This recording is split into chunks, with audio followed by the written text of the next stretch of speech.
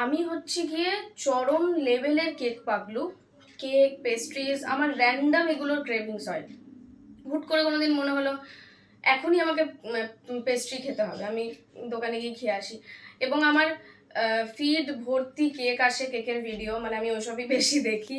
আমার গ্যালারি ভর্তি, র্যান্ডাম টাইমে আমি পিন্টারেস্টে যাই, কেকের ফটো সার্চ করি, স্ক্রিনশট নিয়ে রাখি। কেন করি আমি জানি না, মানে আমি এই রকম লেভেলের মানে কেক পাগলু যাকে বলে, কেক পাগলু।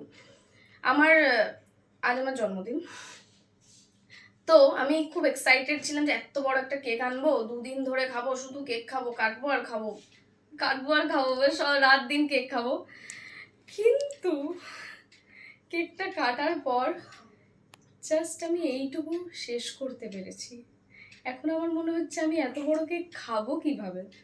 এই পেস্ট্রিটা তাও আমরা দুজন মিলে শেষ করলাম। এটাও একটু খেয়েছি, বিকজ আলাদা ফ্লেভার তাই। কিন্তু এখন মনে হচ্ছে এত বড় কেকটা কিভাবে খাবো, মানে কিভাবে শেষ করব। তোমাদেরও এটা হয়?